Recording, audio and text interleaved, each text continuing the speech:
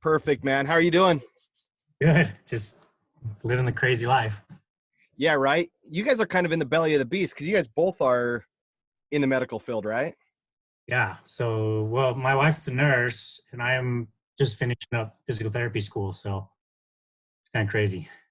So you guys are both. There's actually a guy that was talking to me on Facebook recently that's a physical therapist that has dealt with some athletes that have it. So kind of Yeah. interesting times. Yes, definitely.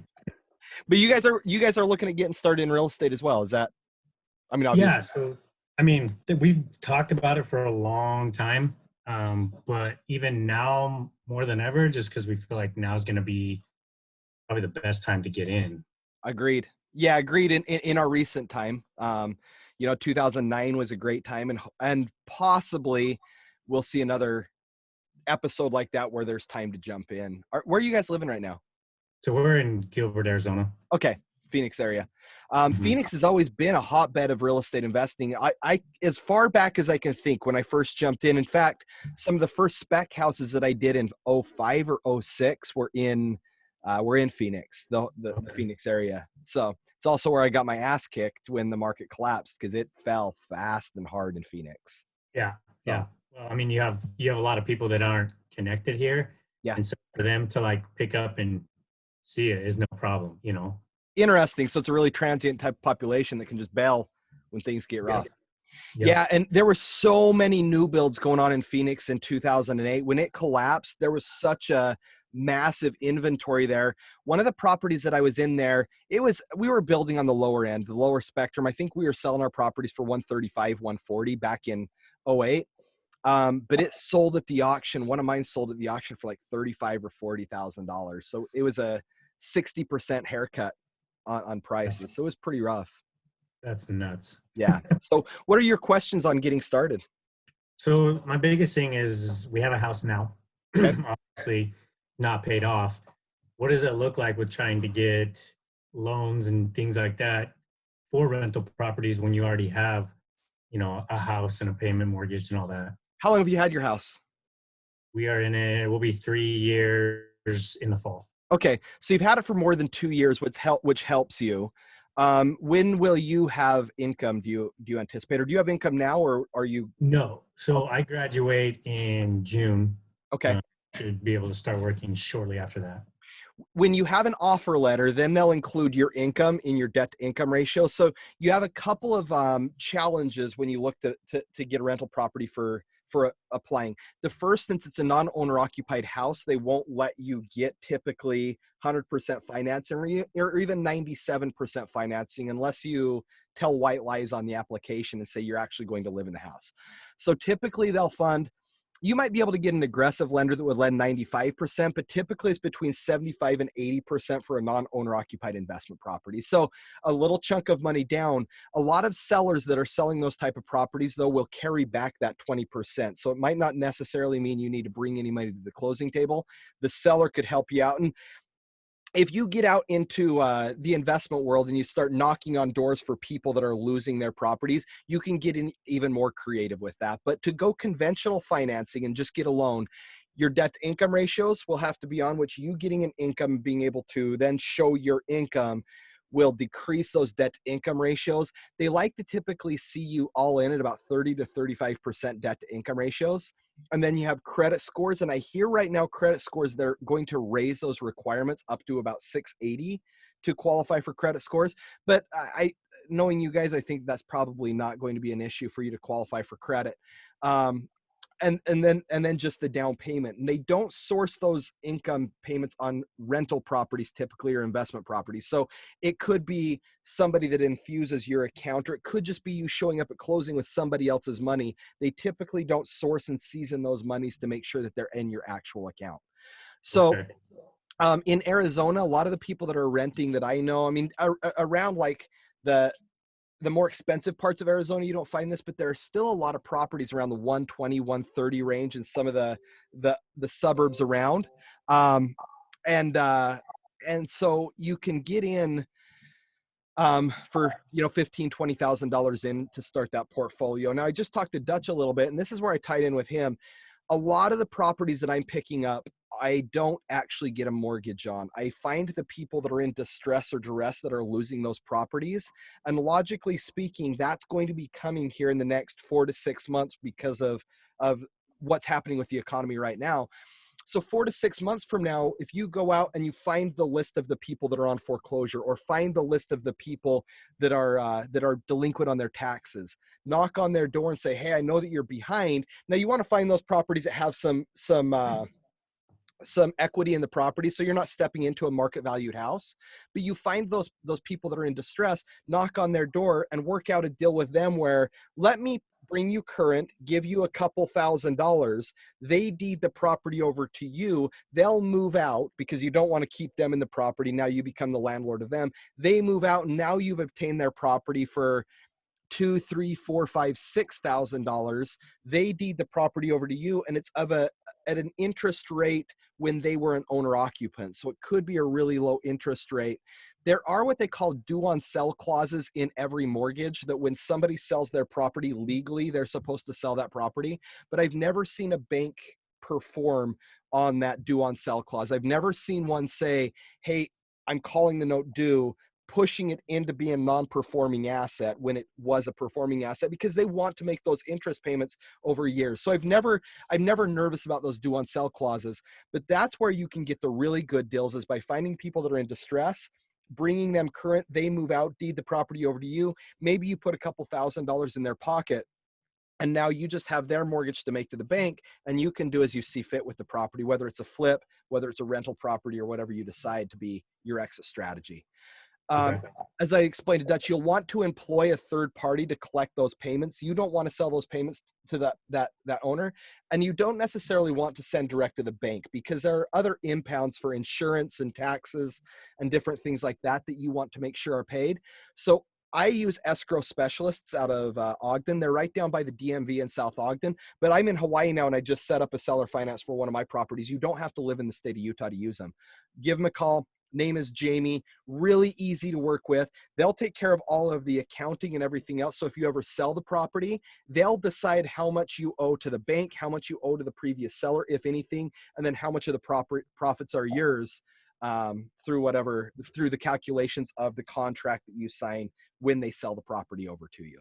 Okay, so you're basically not buying the property at whatever value is. You're just saying, "Hey, I'll get you out of whatever debt you're in. You sign your deed over." Yeah, you're still buying the property. It's essentially like you just don't have to go get your own financing. Like their previous bank is now your lender.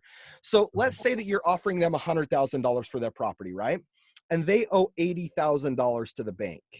You can either give them $20,000 now, and so you still only owe the $80,000 to the bank, or you might have negotiated with them to give them $5,000 now, and then spread that $15,000 you still owe them over a period of time, or that you're just going to pay them that whenever you sell the property, which could be in 30 years, then they'll get their $15,000 chunk. So it is a regular sales contract. You still use your normal real estate purchase contract. And usually there's an addendum with it to where you state the terms of the seller finance agreement. I can put you Okay. in contact. There's a girl here in Arizona. I think she has anyway, I could put you in contact with a pretty good real estate agent down there that could help you out with seller finance terms if you ever knocked on that door, and she would do it for a pretty nominal fee. Okay.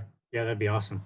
So my other question is because we live in a house right now that, I mean, it's pretty small. It's not a big house. So we were thinking using this one, turning it just into a rental property and then going and getting another house. So does that basically, with the negotiation of, hey, we lived in the house, now it's a rental property? Yeah, the advantage to that is, especially if you have a rental agreement on the property when you start looking for your new one. So when you move out, somebody else moves in, then they'll a lot of times count at least 3/4 of whatever your rental payment is towards your debt to income ratios. So it helps on debt to income ratios. But then when you're buying your other house, you get an owner occupied interest rate. So instead of it being a riskier loan from the bank, they're giving you a better interest rate for owner occupied values, plus you only have to bring in the typical 3.5% that most banks are asking for an owner occupied house. So yeah, it changes the world entirely because debt income ratios can be higher, interest rate will be lower, and your down payment will be a lot less significant when you're moving in. Okay.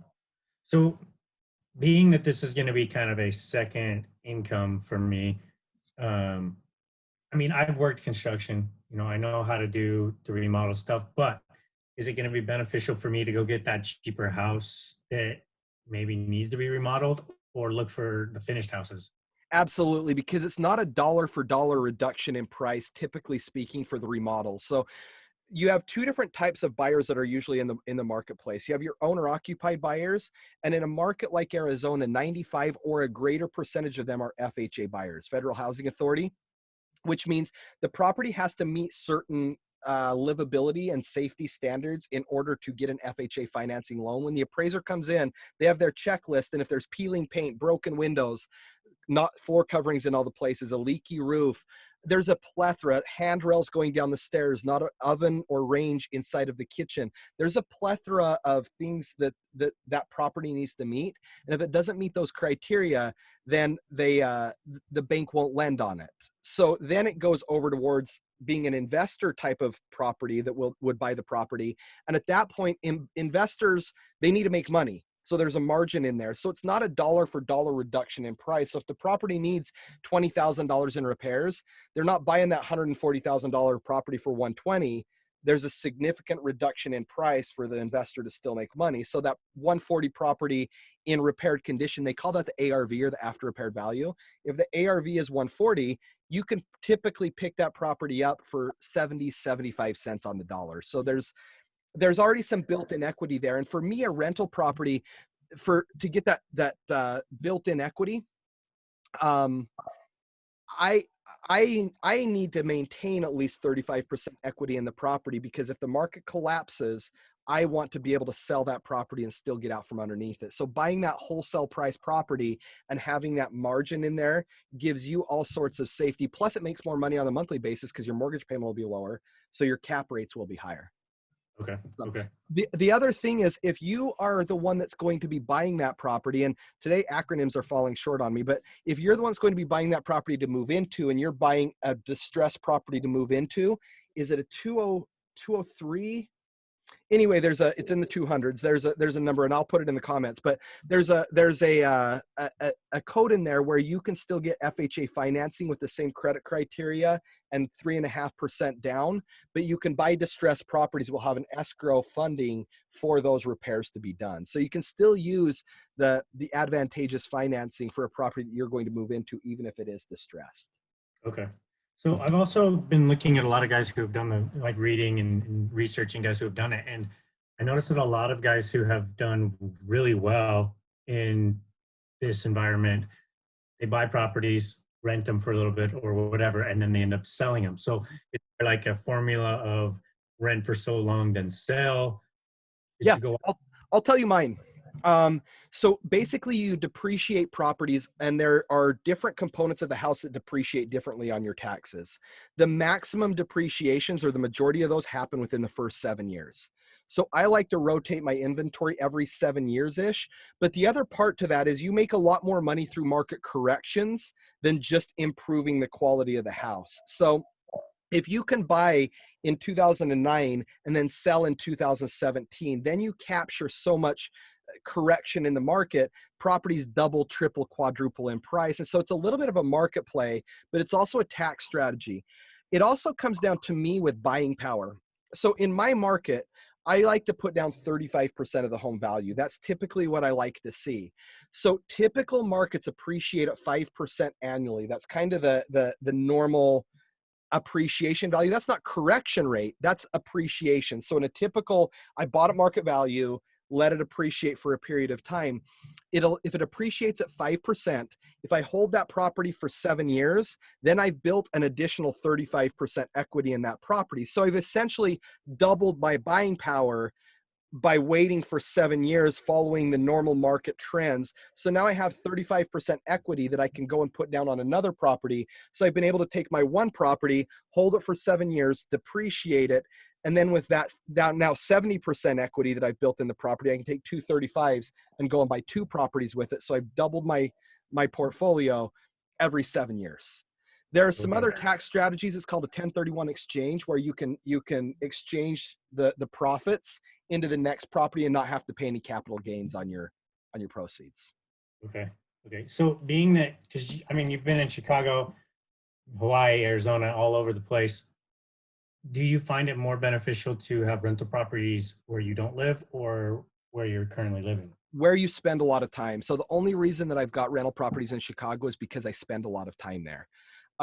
I have found that unless I have enough properties that I can hire a full-time property manager, that my portfolio is their only concern. I find it's best if I'm close. I'm kind of a bootstrap type of guy. That's just my mentality.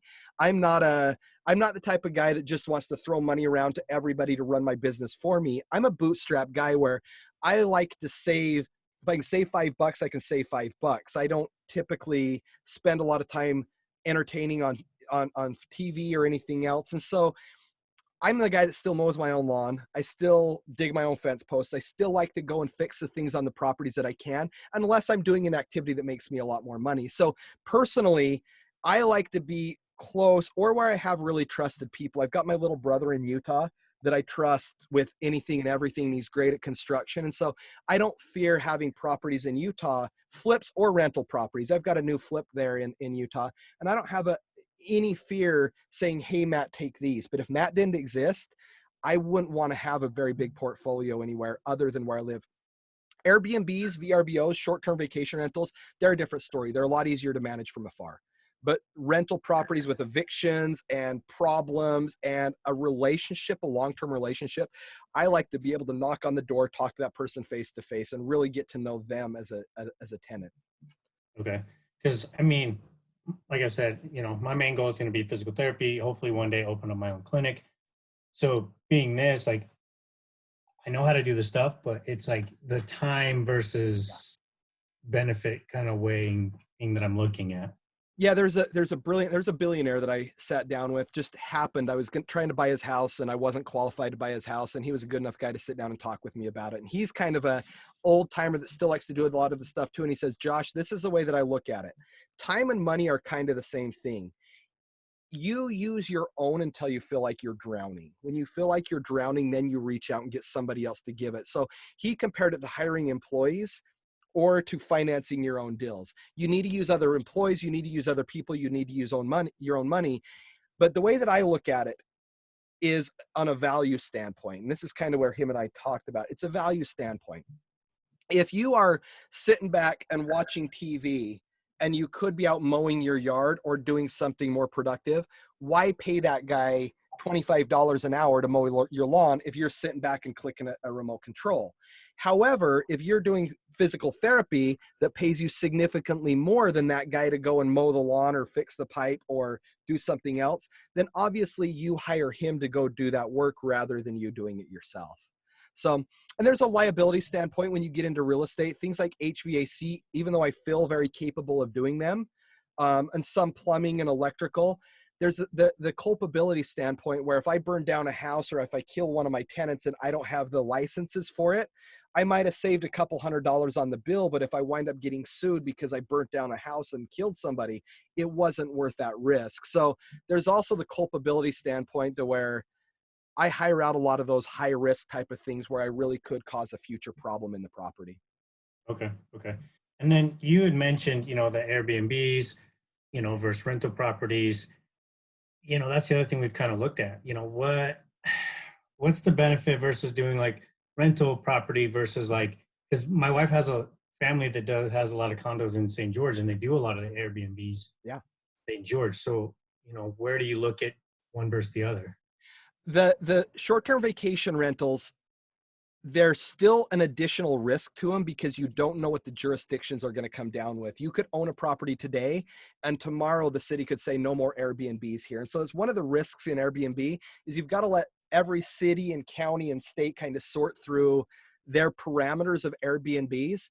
The advantage for me for Airbnbs, I am the guy that if my tenant calls me and says, "Hey, I just lost a loved one," I have a hard time still collecting rent, right? I mean, I'm a bleeding heart, and I still let the guy get by, and I wind up putting myself in a position a lot of times where I get taken advantage of because now we get into a pattern of the same thing, and sooner or later I'm not collecting rent and we wind up hating each other anyway because I've got to evict them, but I'm already down months on rent before I move to that step.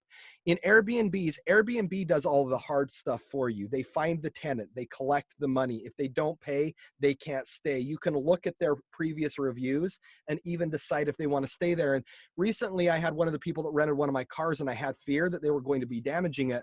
And I called up Airbnb and they said, "Hey, you've got Airbnb's backing that if they damage the vehicle, if they steal it, if they take some of the stuff out of it, we'll cover you if they won't." So you get some added benefits behind Airbnb, but it's a daily turnover.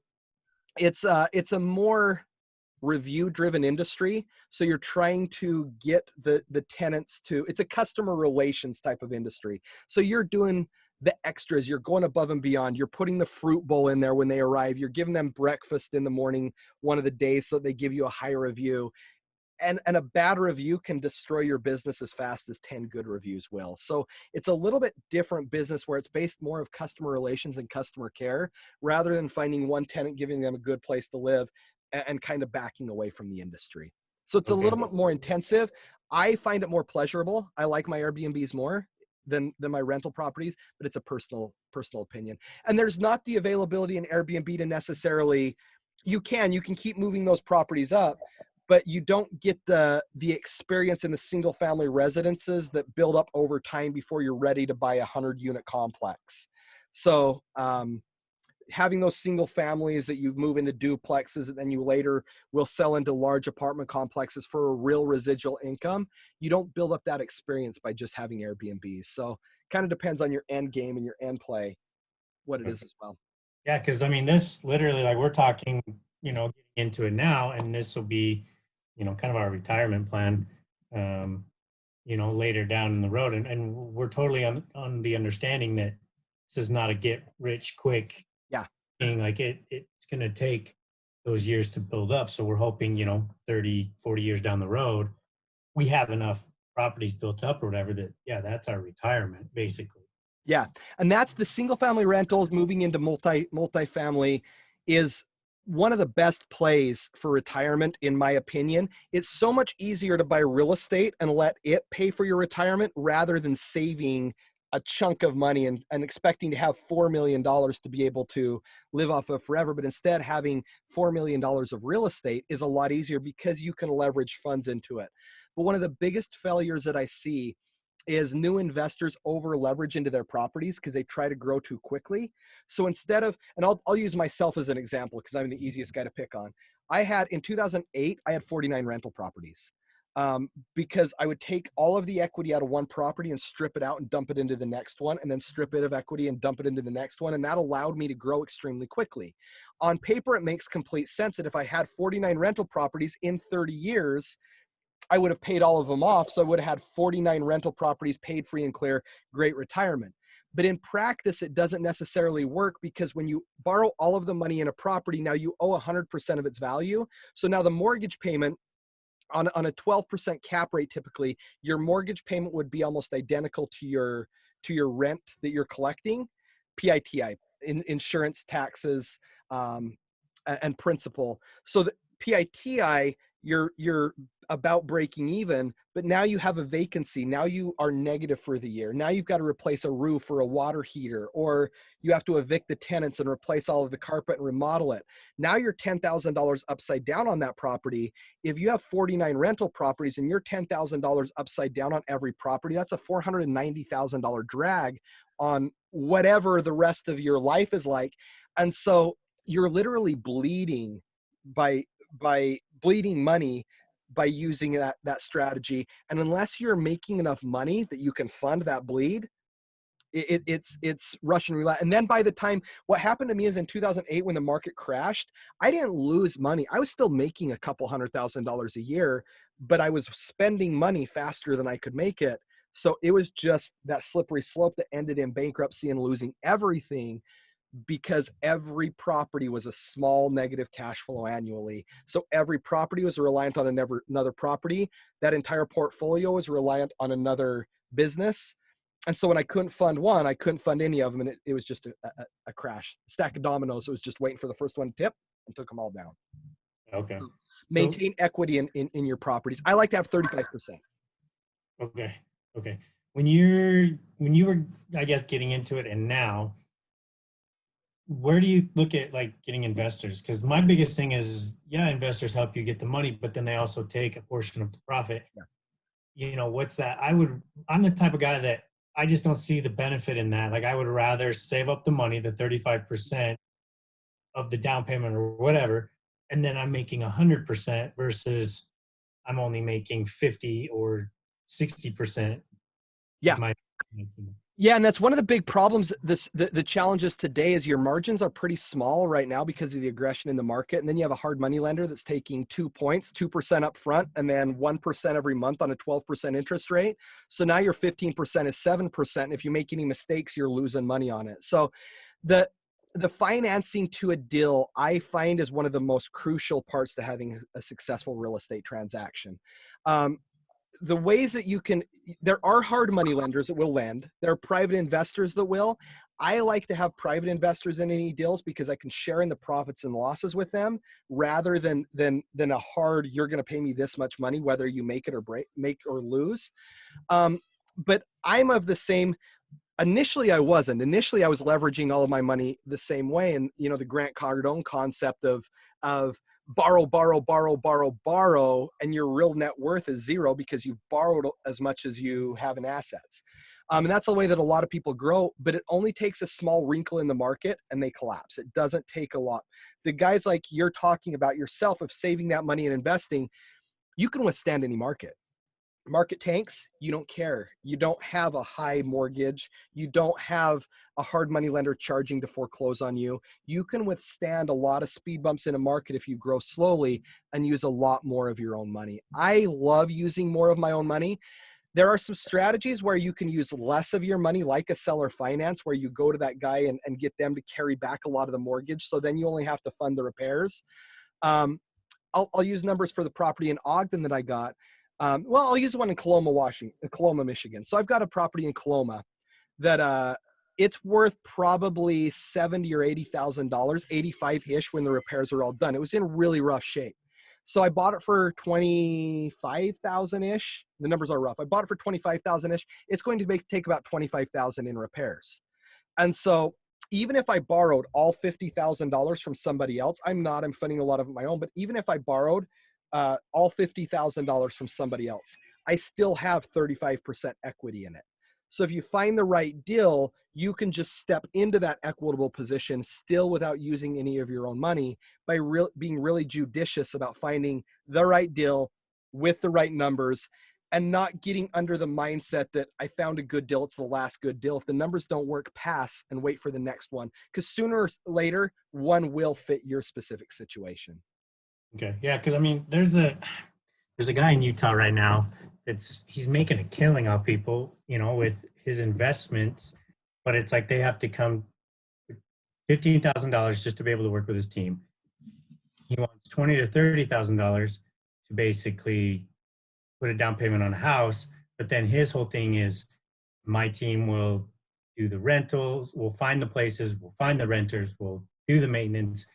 And it's like, to me, a situation like that just doesn't seem worth it. Like, More likely than not, and I don't know his name. We can talk off record, and I probably know more information about him.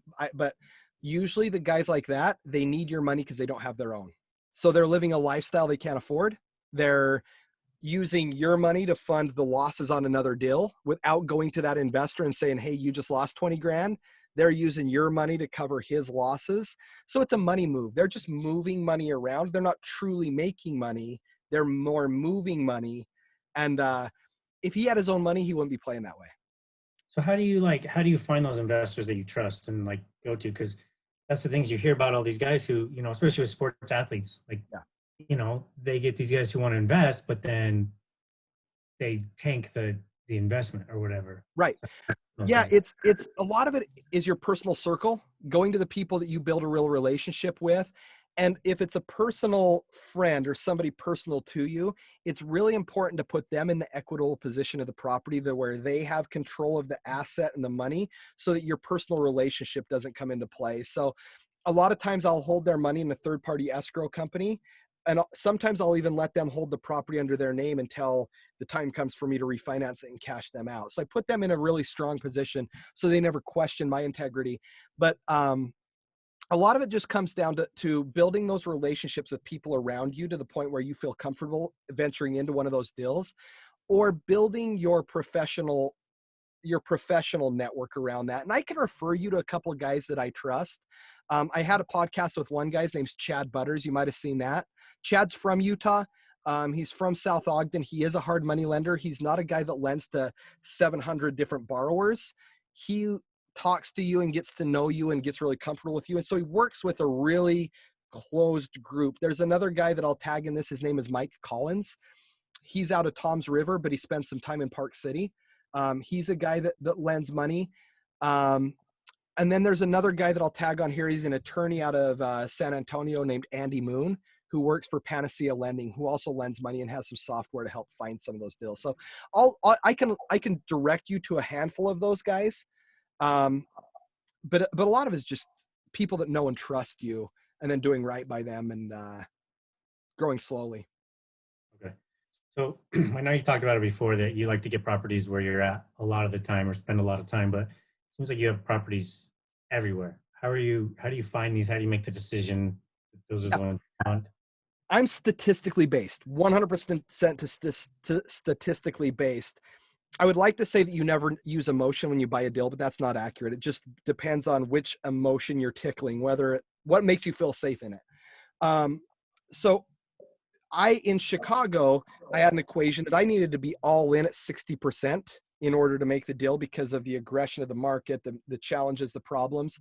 Um, I do a lot of research before I even decide what I'm looking for, and I set my boundaries before I start looking. So then when I find that deal, I have my checklist. And even if I fall in love with the house, if it's right on the lake or right on the river and I like everything about it and I want it as part of my portfolio, if it doesn't hit this checkpoint, it can't qualify. So I set up my parameters before I start looking. And then when I find something, then I can take as much of my emotion out of it and make sure that it hits what I've already established as my property. And that changes from place to place to place. Like in Chicago, I was primarily flipping and then worked into rental properties. So I needed to have a profit of uh, X before I'd even consider it as a flip. When I started looking in Coloma, Michigan, I was looking in a very specific area there for rental properties along the lake. So I set my parameters of cash flow and everything else. And there were so many neighborhoods that I'd just be like, man, there's nothing under what I'm willing to spend on a property here because I didn't want to spend more than $80,000 all in. So I eliminated almost 90% of the markets there before I found this little Bentonville Harbor and Coloma, where I wound up settling on this property. There were a couple other areas that I was looking in, like Michigan City, but it's just where I landed first. So I set my parameters first, and then I know what I'm going after. Okay. Because again, that's another thing we've talked about. Do we look for properties next to colleges? The risk, you'll have people in there, every year you'll probably have to get new renters, but then there's the risk of them destroying the property versus buying places to rent in like a quieter neighborhood where it may be harder to find renters, but the renters that are there are like the longevity renters. Yeah. There's a risk reward spectrum that you need to find out where you lie on that risk reward spectrum. In Chicago, I'm making 27% cap rate, meaning I make 27% of what I bought the property for on an annual basis. That's my net profit. But I've been robbed in one of those properties by one of my contractors. He opened up the door. So they had invited my contractor in, waiting for the tenant and the contractor to both try to rob me. Luckily, I was with a city inspector. They heard what was going on. They made a phone call. The cops came. Nothing happened. So there's a risk factor there that a lot of people aren't willing to go through to get to that type of return. In comparison to Southern California, where cap rates are closer to 4%, if you have a mortgage on the property, you're losing money annually, but you have everybody has a 740 credit score with 30 years of income and a huge savings account. They're just not a long-term, they don't want to buy a property there. They want to be a tenant because of whatever business calls them there. So you have the cream of the crop tenants that you know are going to keep your place in stellar condition, pay you ahead of time. They have a savings account, a lot of money down. So you kind of find where you're on that risk reward spectrum, and the higher the cap rate, the higher the risk, typically speaking. I, at one time, found myself in the rougher parts of the neighborhoods, and that's where I was doing a lot of my business, but I was spending a lot of time refereeing when people were there over holidays. It seemed like every holiday I was at their house when people would start getting drunk and the neighbors and everybody would start fighting. And I've transferred up into where a lot of my properties are in a little bit nicer neighborhoods. One of my good friends will only own rental properties in Kaysville. He won't own rental properties anywhere else in Utah because he knows the tenant, he knows what they want, he knows what they'll give. His cap rates are smaller, but he's still profitable, but he knows how to read his tenant, what to do, and how to please them.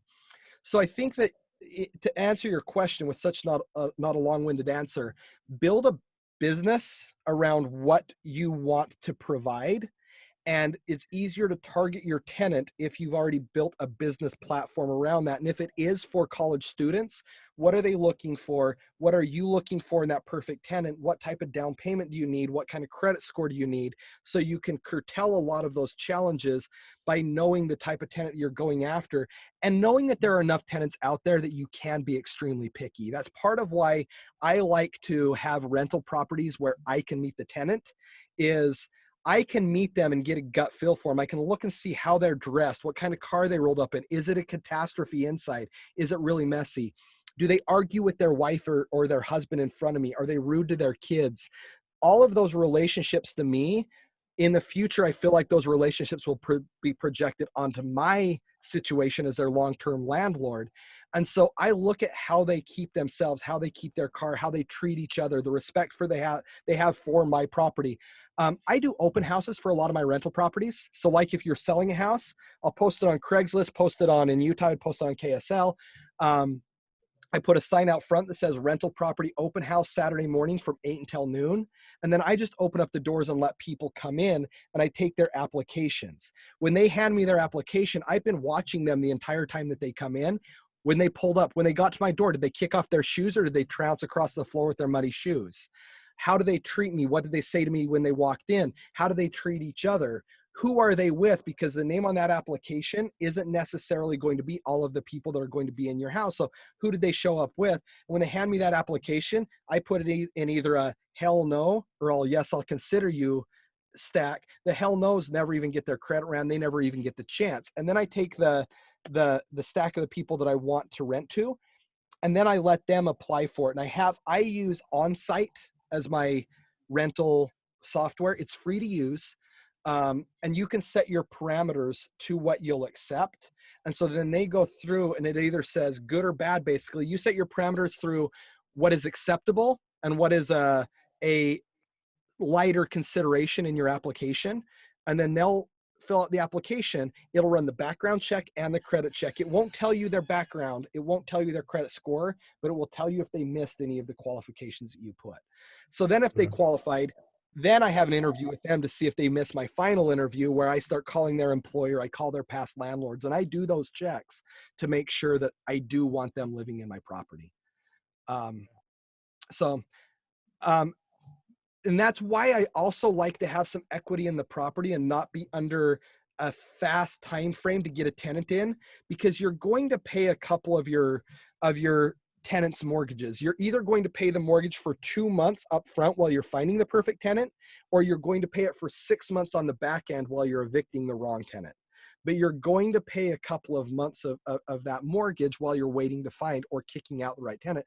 So not being in a hurry and giving yourself that couple of months to really like everything about their employment, where they work, how they treat each other, what they drive, how they treat each other. You can't judge your decision off of sex or age or race or sexual preference or any of those things, but you can base it off of they were yelling and screaming at each other and using profanity in front of me. I won't rent to them because of that. Um, so you Right. make sure that you're qualifying and disqualifying for the legal things, but yeah. Okay.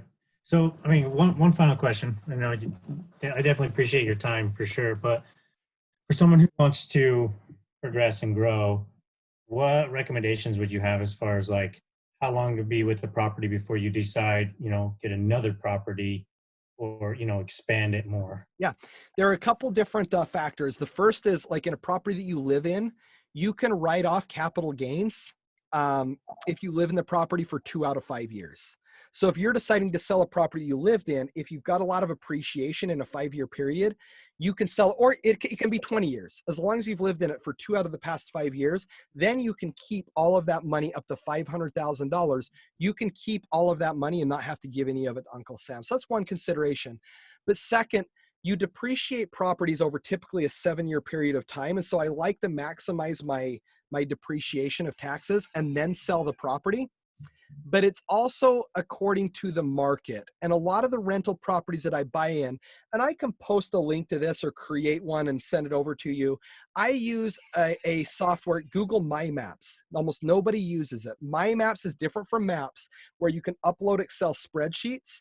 So I'll go to the free software and I use Redfin because you can hit the download button down at the bottom and it'll export to Excel all of those links. So I export to Excel all of those properties that are selling in specific price points, upload them to my maps, and then I can look at the map and I can see where markets are moving into, where property values seem to be changing and neighborhoods are gentrifying.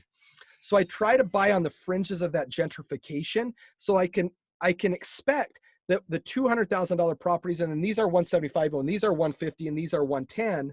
If I buy the 110 properties over the next 10 years, I would expect them to appreciate to be the more expensive areas. And you see this in a lot of downtown areas where people are converging on downtown, and it used to be the hood and now it's the new trendy area with the bars and the clubs and the eateries. So if you can buy in those neighborhoods and then over the next 7 to 10 years capture that correction or that appreciation, gentrification, and then sell out of that property and move it into the next gentrifying area, that's where you can make a lot of money extremely quickly. And that's where I play my rental properties, is I buy in areas where I expect there to be some gentrification, holding them until that gentrification happens, and then sell those properties for double, triple, quadruple what they're worth, and then move on.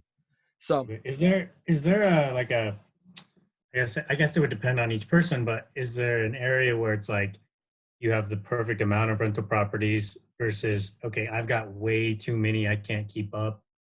Is that yeah, and it's kind of a slow burn where you'll grow and you'll feel like I can still take another one and I can still take another one. Where most people get into trouble in real estate investing is when they've got two, and then all of a sudden they go, cool, now I'm going to go buy six, and they went too big. For me, in my business, I can flip, and I'll just use this as an example. I can run 3 flips at any given point in time. Once I go to my fourth flip, I need to start hiring help. In 2011 or 12, I grew that business and I started growing up into like 6 properties a month that I was flipping. And I had to go and hire a lot of people to make that happen. And I was making less money than I was when I was flipping two. I didn't realize that stepping to my fourth property cost me so much money in overhead to just run the machine that I either had to flip 3 or less or 8 or more in order to cover that overhead. So that 4 to 7 was my no man's land where I didn't want to be. I either need to be 8+ or be 3 and less. And so, okay? but growing slowly and just really paying attention to your books will help you understand. And that's where a lot of investors get caught up in growth and flexing on social media rather than spending their time really running their books and understanding where they're really at. If you ask most investors, they really don't know where they're at on their books. So growing slow enough that you can pay attention to your books is paramount to success. Okay. All right. No, I really do appreciate your time. It's, getting into it's kind of it's a scary thing, Yeah, to think of, if you don't have a renter, you're going to have to pay the 2 mortgages. If if they destroy your house, you have to pay for the repairs. So yeah. Well, and I'll tell you for rental properties, I'll tell you my category. I need to have at least 35% equity. I need my receivables to be double my payables. So if all of my bills are $500 a month on that property, I want to collect $1,000 a month. That means that property will stand on its own two legs for a year. And then when I buy that property, I need to have 6 months in escrow. So if that tenant doesn't pay for 6 months, I'm still okay making that mortgage payment for 6 months without their help. So realistically, in 6 months, I can evict them, remodel the property, and put another tenant in. And I have that money sitting in escrow to help me out with it. So that's how after I lost everything in 2006, I needed to do certain things before I felt courageous enough to jump back into real estate, because it had wiped me out emotionally, mentally, physically, economically. It had wiped me out. So I needed certain check marks to be able to jump back into this. So that's, for me, what makes me feel safe, is by having enough equity. I can always sell the property if I can't hold it. Even if the market tips, I can dump it and be okay. I can withstand 6 months of the tenant not paying, and I have the money to remodel the property because I have that sitting in escrow. And so it's a really solid portfolio because of that. So, Okay. and it's going to be really hard to lose if you do that. Yeah, and I mean, like I said, we don't want to lose properties. We're not in this to lose the property, so. Yeah. So if you ever have any questions, reach out. And I'll probably start doing this on a weekly or bi-weekly basis, just because I'm getting a lot of good questions that probably a lot of other people want to hear. So you asking the questions, let somebody else hear them. And so if you have any other questions, shoot me a text. Maybe we'll do it again next week or a couple weeks or a couple months, whatever it is. Yeah, for sure, man. Thank you. Cool. Appreciate it. Thanks, Jordan. Yep, Talk to you have a soon, good man. one. Stay safe. Bye. Bye-bye.